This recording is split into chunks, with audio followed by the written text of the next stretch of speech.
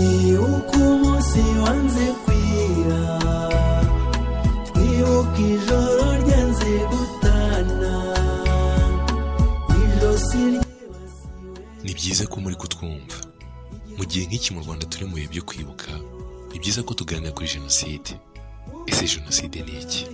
Hari ibintu bibiri twe abanyarwanda bitugira abanyarwanda. Ibyo bintu bibiri ni amateka yacu ndetse n'umuco wacu. Iyo bavuze umuco wacu twe twumva imigenzo n'imigenzereze y'abanyarwanda bo hambere, ya mbere y'ihanguka ry'ingoma ya cyami, mbere y'iyaduka ry'abantu twakunze kwitabira mu Rwanda.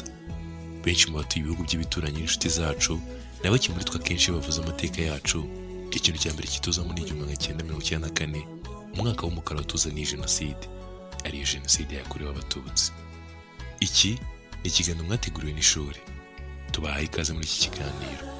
Twagiye twumva henshi ubwicanyi, ariko hari ubwicanyi bugera kuri butatu ryemewe n'itsinda ry'impuguke mu mategeko mpuzamahanga.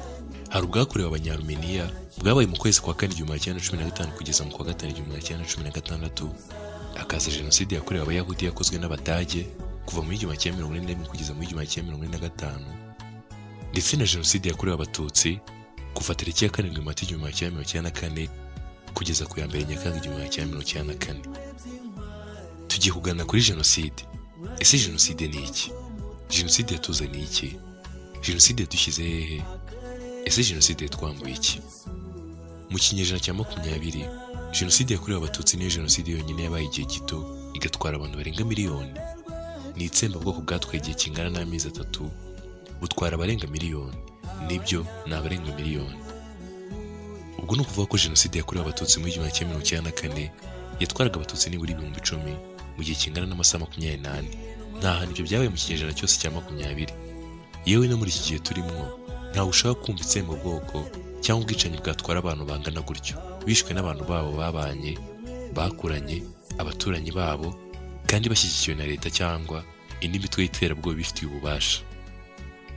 Ijambo jenoside twamaze kubimenya no kumenya umwihariko waryo. Twararyakiriye nk'izina ryo kwita ikintu kibi gihindanye, cyuzuyemo itsemba no kurimbura inyokomuntu. Turi mu kinyejana cya 20. Ijambo jenoside ni ijambo rimaze imyaka 80, ubaza umunsi ku munsi uhereye mu mwaka w'1944. Ijambo jenoside ni ijambo ryahimbwe n'umwarimu w'Umuyahudi witwaga Raphael Lemkin, wigishaga amategeko. Lemkin ubwo we yahuje amagambo abiri yo mu Kigereki, harimo geno bivuga kuvuka, yongeraho acide, ijambo dusanga ku bintu byose birimbura. Abenshi babizi mu mashuri bazi icyo acide ari cyo. Yahimbye ijambo amaze kwiga no kubona ko hari ubwicanyi bukorwa bukica benshi bukarimbura. Bishwa hagambiriwe kurimbura ubwoko bwabo cyangwa imyizerere yabo, inkomoko n'idini ryabo. Jenoside yambura uyikora kugeza aho aba atakibona umuntu nka mugenzi we, ko ari umuntu ahubwo aba asigaye amubonamo ikindi kintu kibatandukanye, aho usanga mujyanye n'inzoka, inyenzi nk'uko mu Rwanda byakoreshejwe, cyangwa bamwe bagashyirwaho ibimenyetso, wenda utuntu twibara ku myenda yabo, cyangwa ikindi kimenyetso icyo ari cyo cyose ariko kikwereka ko uwo muntu mutandukanye. Mu bwonko bw'ukora jenoside ntaba akibona uwo muntu nka mugenzi we, bahumeka umwuka umwe, bagenda kimwe, bava amaraso amwe, kabone niyo yaba ari umuvandimwe, inshuti cyangwa umuturanyi mwakuranye. Jenoside yatuzaniye ubumenyi bwo kumenya ibikorwa bibi n'urugero rubi ikiremwa muntu cyakora mu gihe kirimo gutegura no gushyira mu bikorwa jenoside, cyangwa mu yandi magambo, igihe arimo kwica, kurimbura no gutsemba ikindi kiremwa muntu atiyumvamo. Dusoza, ku isi twayisanzemo ntawe ugira uruhare rwo kwirema no kwivutsa, kweki yabaho ubwicanyi ndengakamere bushingiye ku kurimbura no gutsemba, utigeze ugira igitekerezo mu irema rye.